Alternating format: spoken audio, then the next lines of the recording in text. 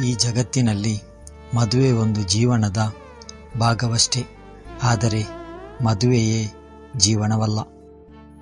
ಮದುವೆ ಆದ ಮೇಲೆ ಅವನ ಹೆಂಡತಿಯ ಸಂಪೂರ್ಣ ಜವಾಬ್ದಾರಿಯನ್ನು ನಿಭಾಯಿಸಕ್ಕೆ ಆಗಲಿಲ್ಲ ಅಂದರೆ ಮದುವೆನೇ ಆಗಬೇಡಿ. ಸಮಾಜಕ್ಕೋಸ್ಕರ ಮದುವೆ ಆಗಬೇಕು, ಇಲ್ಲ ತಂದೆ ತಾಯಿಗೋಸ್ಕರ ಮದುವೆ ಆಗಬೇಕು, ಶೋಕಿಗೋಸ್ಕರ ಮದುವೆ ಆಗಬೇಕು ಎನ್ನುವ ವಿಚಾರಗಳು ಇವತ್ತಿಗೆ ಬಿಟ್ಟು ಬಿಡಿ. ಹಾಗೆ ಸುಮ್ಮನೆ ನಿಮ್ಮ ಜೊತೆ ಯಾಕೆ ಒಂದು ಹುಡುಗಿಯ ಬದುಕನ್ನು ಕೂಡ ಹಾಳು ಮಾಡುತ್ತೀರಿ? ನೀವುಗಳು ಆರ್ಥಿಕ ಹಾಗೂ ಮಾನಸಿಕ ಸದೃಢವಾಗಿದ್ದರೆ ಮದುವೆ ಆದ ಮೇಲೆ ಹೆಂಡತಿಯನ್ನು ನಾನು ಚೆನ್ನಾಗಿ ನೋಡಿಕೊಳ್ಳುತ್ತೇನೆ ಅನ್ನುವ ಭರವಸೆ ಇದ್ದರೆ ಮಾತ್ರ ಮದುವೆಯಾಗಿ. ಇಲ್ಲ ಅಂದರೆ ನಿಮ್ಮ ಜೀವನದಲ್ಲಿ ಖುಷಿಯಾಗಿರಿ.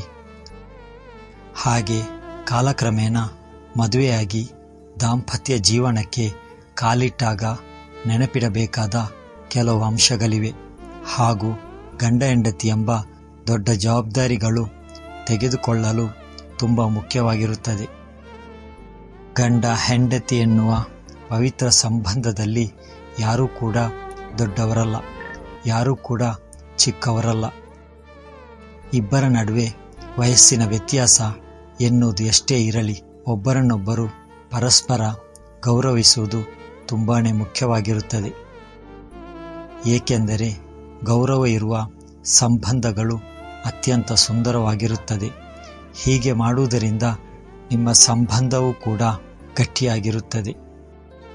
ಆದರೆ ಒಂದು ಮಾತು, ಗಂಡ ಮತ್ತು ಹೆಂಡತಿ ಯಾವಾಗಲೂ ಕೂಡ ಪ್ರತಿಯೊಂದು ಕೆಲಸವನ್ನು ಜೊತೆಯಾಗಿ ಕುಳಿತು ಪೂರ್ಣಗೊಳಿಸಬೇಕು ಮತ್ತು ಎಲ್ಲ ರೀತಿಯಾದ ಅಹಂಕಾರ ಅಥವಾ ದುರಹಂಕಾರದಿಂದ ದೂರವಿರಬೇಕು. ಅಹಂಕಾರದಿಂದ ನಾನೇ ಮೊದಲು ಎಂಬ ಪರಿಸ್ಥಿತಿ ಉದ್ಭವಿಸಿ ಕೆಲವು ಸಂಬಂಧಗಳು ಮುರಿದು ಬೀಳುವ ಹಂತಕ್ಕೆ ಬರುತ್ತದೆ. ಎಲ್ಲವನ್ನು ಕೂಡ ಹೊಂದಾಣಿಕೆ ಮಾಡಿಕೊಂಡು ಜೀವನ ಸಾಗಿಸುವ ಗುಣವನ್ನು ಅಳವಡಿಸಿಕೊಳ್ಳಬೇಕು. ಯಾವ ಪತಿ ಪತ್ನಿ ಸಂಬಂಧದಲ್ಲಿ ಅಹಂಕಾರವೆನ್ನುವುದು ಇರುವುದಿಲ್ಲವೋ ಅವರ ವೈವಾಹಿಕ ಜೀವನ ಸುಖವಾಗಿರುತ್ತದೆ. ನೆನಪಿರಲಿ.